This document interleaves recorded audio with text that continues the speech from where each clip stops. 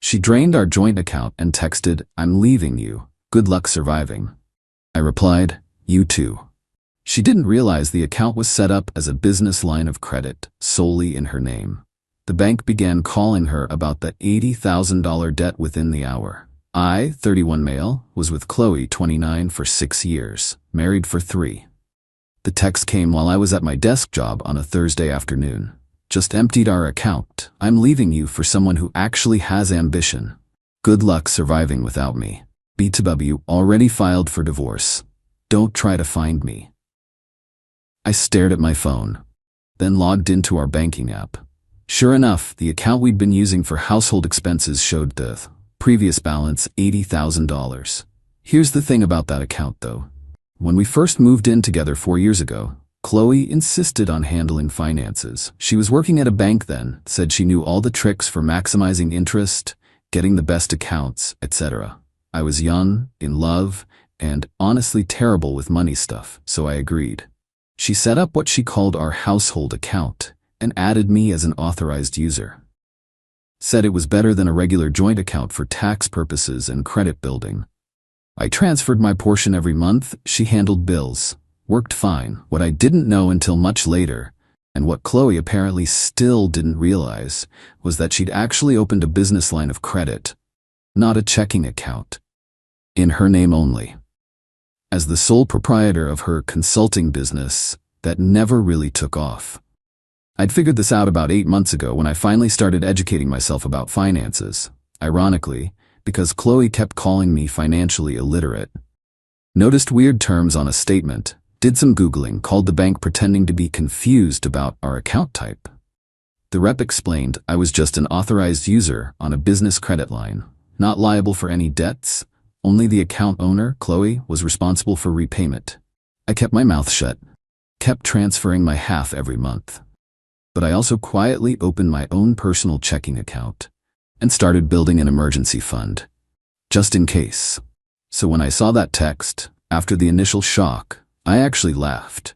She'd just stolen $80,000 from herself, from a credit line she'd have to pay back, with interest. I texted back, "You too." Then I waited. Took exactly 73 minutes for my phone to explode.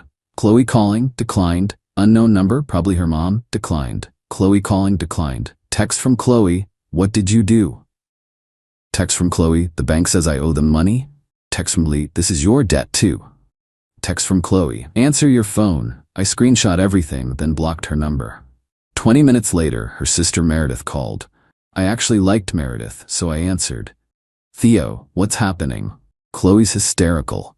Something about the bank calling about a massive debt. "Meredith, your sister just drained what she thought was our joint account and sent me a text saying she's leaving me." Turns out it wasn't a joint account. It's a business credit line in her name. Long pause. She stole money from a credit line? Technically, she borrowed it from herself, and now she owes the bank $80,000 plus interest. But that was your money too. No, I was just an authorized user. I put money in monthly, which technically counted as payments toward the credit line. But the debt, that's all hers. You knew? Found out 8 months ago. Never thought she'd do something this stupid though. Meredith was quiet for a moment. "Theo, she's with someone else, has been for months. Some crypto guy named Blake she met at a conference. I figured as much. You need to help her with this debt situation." Why would I do that? She just stole what she thought was my money and left me for another man. Because it's the right thing to do. The right thing? Meredith, she literally tried to leave me with nothing. She thought I'd be broke and desperate. The only reason she's in trouble is because she didn't understand her own financial setup. I hung up.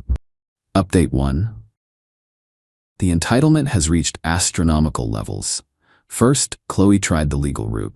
Had some bargain basement lawyer send me a letter demanding I pay half the debt as it was marital funds. My lawyer, yes, I'd already retained one, responded with a simple statement. I was an authorized user, not a cosigner. The debt predated our marriage since she opened the account before we wed. Not my problem. Then came the emotional manipulation via her parents. Her dad, Robert, actually showed up at my apartment building. Doorman called up. "There's a Robert here to see you, says it's urgent. Tell him I'm not available." Could hear Robert yelling from the lobby about man-to-man conversations and doing the honorable thing. Security eventually escorted him out. But here's where it gets really interesting. Remember Blake, the crypto guy? Well, Meredith reached out again with some tea. Apparently, Chloe had told Blake she was getting at least $80,000 in the divorce, plus alimony, plus half my 401k. She'd been spinning this tale of being married to a tech executive, I work in IT support, who was loaded but cheap. Blake thought he was getting a sugar mama. When Chloe told him about the debt situation, he bounced. Literally ghosted her within 24 hours. She tried to move into the apartment he'd been renting for them. Yeah, she'd already signed a lease with him. But surprise, he'd never actually put her name on it. The landlord wouldn't let her in without Blake's permission, and Blake had already told them she was no longer authorized. So now Chloe was homeless, 80K in debt, and single. Did I feel bad? For about 0.3 seconds. Then I remembered the good luck surviving text and went back to eating my cereal. But Chloe wasn't done. Oh no, she created a whole victim narrative online, posted on social media about how her financially abusive ex-husband tricked her into debt. How I'd manipulated the banking system to trap her. Problem was, she'd forgotten that several of our mutual friends worked in finance. Her former coworker from the bank, Jerome, actually commented, "Chloe, you literally worked in banking. You opened that account yourself. I remember you bragging about the rewards points." She deleted the post, but screenshots were already circulating. Then came the truly pathetic attempt. She reached out to my mom. My mom. Trying to get her to convince me to help with the debt. My mom's response was legendary. She sent me the screenshot.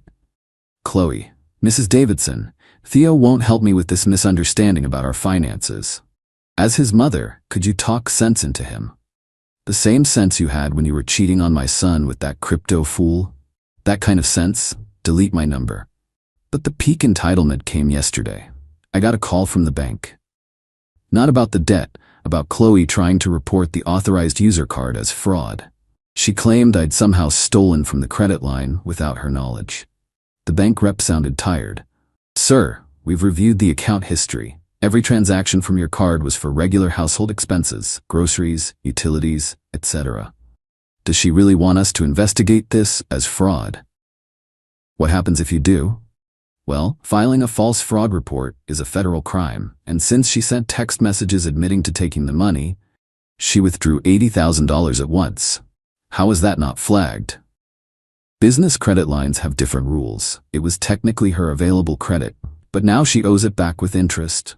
The rate is substantial. How substantial? 24.99% APR. I actually choked on my coffee. At that rate, if she only made minimum payments, she'd be paying forever. Update 2. The spiral accelerated faster than I expected. Chloe's lawyer dropped her after she couldn't pay the retainer. She tried representing herself in our first divorce hearing. Showed up in designer clothes, probably bought with the stolen money, and demanded alimony because she was accustomed to a certain lifestyle. The judge looked at her financial records, saw the $80,000 withdrawal, saw her texts admitting to taking it, saw that she'd been employed full-time until she quit 2 weeks ago, apparently thought she wouldn't need to work after cleaning me out. "Judge, ma'am, you withdrew $80,000 from a credit line, quit your job, and now want your ex-husband to support you?" He tricked me. He knew it was a credit line. "Did he force you to open the account?" "No, but..." "Did he force you to withdraw the money?" "No, but he should have told me." "You set up the account. You managed it for years. You work in banking. Ignorance of your own financial instruments is not your ex-husband's responsibility." Zero alimony. She actually owes Emmy money because she drained accounts that had marital funds in them. The $80 included my contributions over the years. But here's where Chloe's entitlement went nuclear. She started calling my employer daily, claiming I'd stolen from her, that I was dangerous, that they should be aware they employed a financial predator.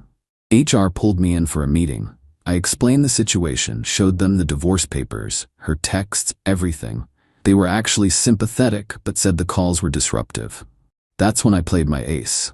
See, I'd been recording everything, legal in my state with one-party consent. including a voicemail where Chloe explicitly said, "I'm going to call your job every day until you pay my debt. I'll make up whatever I need to. They'll fire you eventually." HR's face went pale.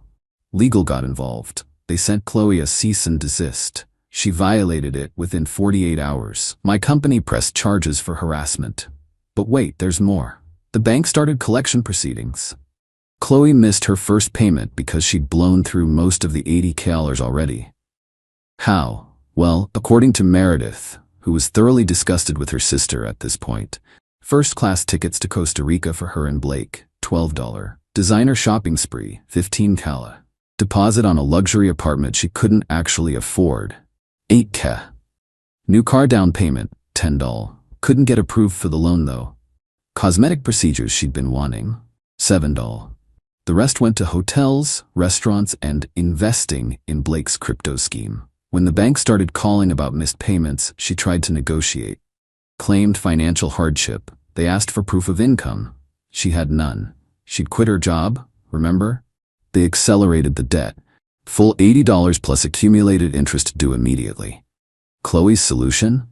She tried to get Robert to co-sign a consolidation loan. He refused. She tried her mom. Also refused. Even Meredith said no. Then she hit absolute rock bottom of shamelessness. She started a crowdfunding campaign. Help a domestic abuse survivor recover from financial exploitation. I kid you not. The campaign included photos of her crying, a completely fabricated story about how I'd manipulated her into debt through complex financial schemes, and a request for $100K to rebuild her life. It raised $37 in 3 days. Someone donated $2 with the comment lol.